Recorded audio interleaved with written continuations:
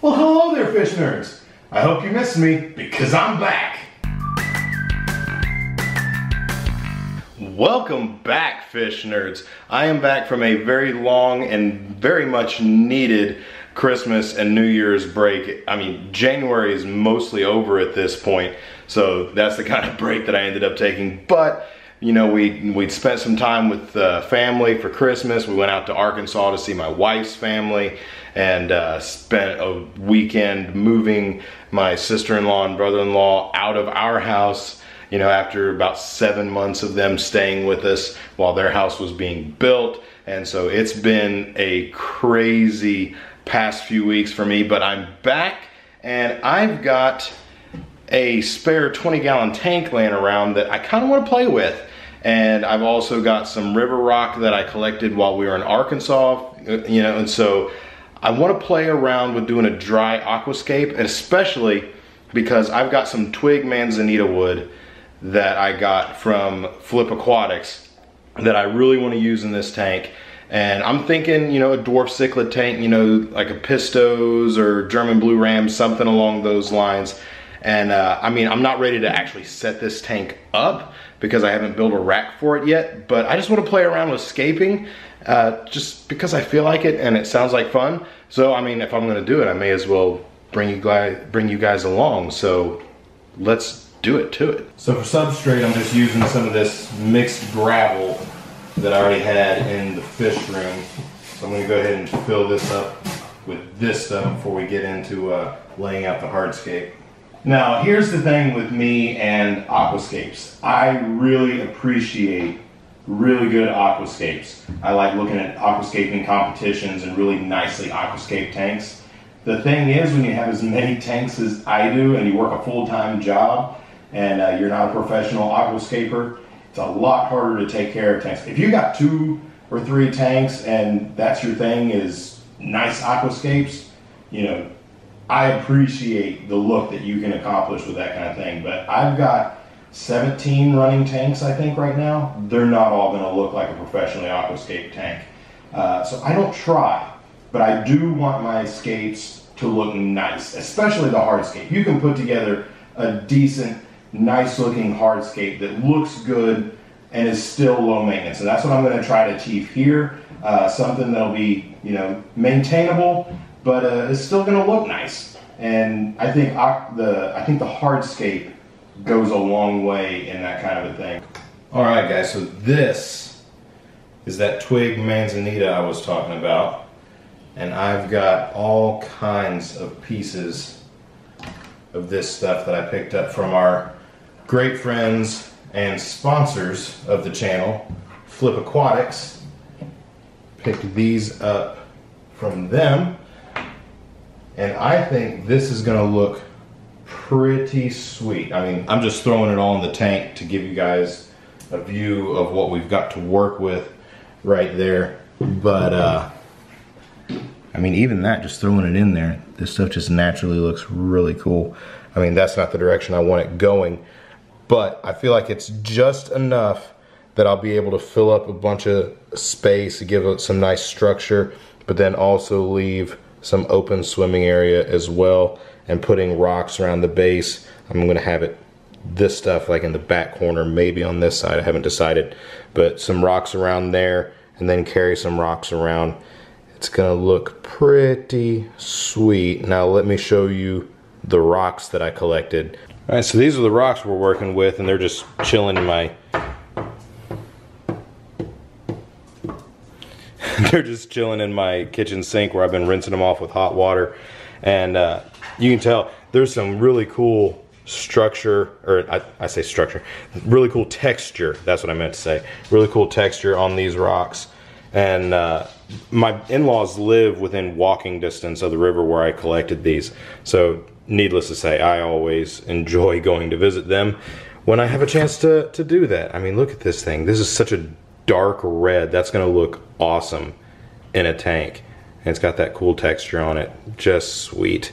And this guy, whoa, got some cool stripey action going on there. And I mean, we've got everything from tans to blacks to reds to every now and then you'll even find like a purpley looking one. This one's starting to dry off, so it doesn't have quite the same colors it'll have in the tanks, but there we go. I mean, that's just cool looking. If the camera will focus. Focus. There we go.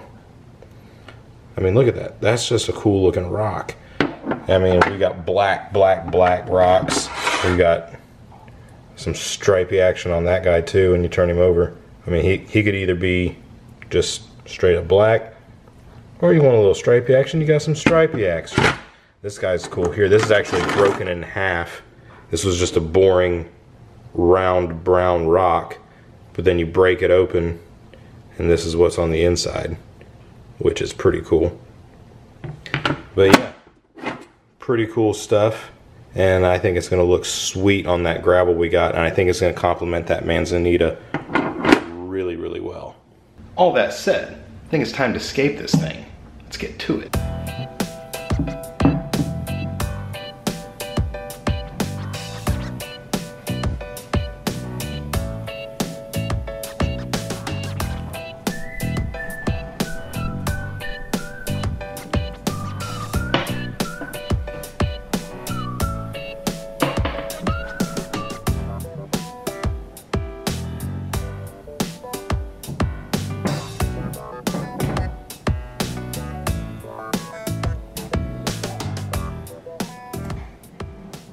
All right, so I think I've got everything where I want it, but it doesn't really look right, everything being dry. So I'm gonna get the hose and I'm actually gonna spray this stuff down, darken up the rocks and wood a little bit so that you guys can get a better idea of what this would look like with water in it. All right, now we can see in here.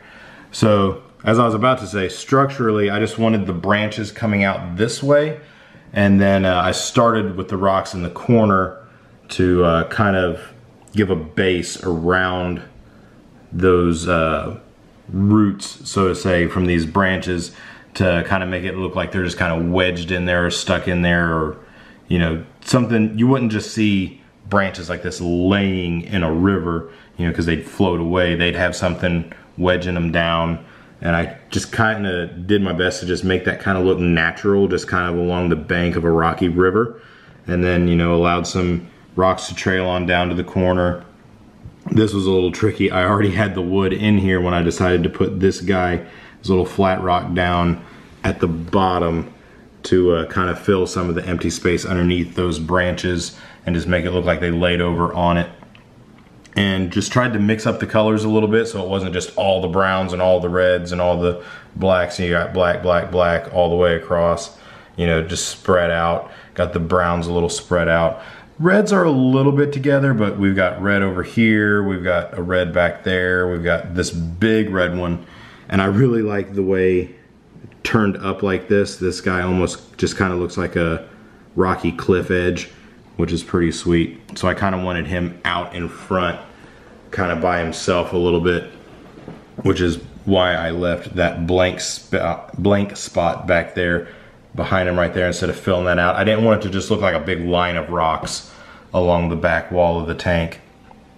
So we just kind of ended that right there, gave a gap, let this guy kind of come up to give us a little bit of different structure than just everything moving this direction. And then brought him back down to the corner again, just threw this guy over here to throw a little accent in that empty space there. And I think this would make a sweet looking scape. Let me know what you guys think in the comments below, if there's something I should have done different or if you guys like it. Obviously, this is not what this tank will look like in its finished state because I didn't scape around a sponge filter or anything like that, which would probably end up in that corner. Maybe that one, but probably that corner. So need a spot for a sponge filter, and if I'm gonna have, you know, little cichlids in here, I would probably work in like a little cichlid cave, a little pisto hut or something like that if I'm working with the pistos. So this isn't final product, but I mean, this was a fun evening. You know, just a little project, something playing around with to mess around with some cool scaving materials. I love this Twig Manzanita. I love the look of it. That's something I've always looked for in pet stores ever since I, you know, first started getting multiple tanks and trying to scape things out. I've loved the look of all the little branches. And I think like a school of ember tetras in this tank would look really sharp. You know, and obviously I would throw a few plants in here as well, but as far as a hardscape goes, I'm happy with this. I'm pleased with it. I think it looks really cool. And really every tank I've ever done with these rocks that I collect ends up looking really sweet. And throwing this Manzanita in here was just bound to be a winner.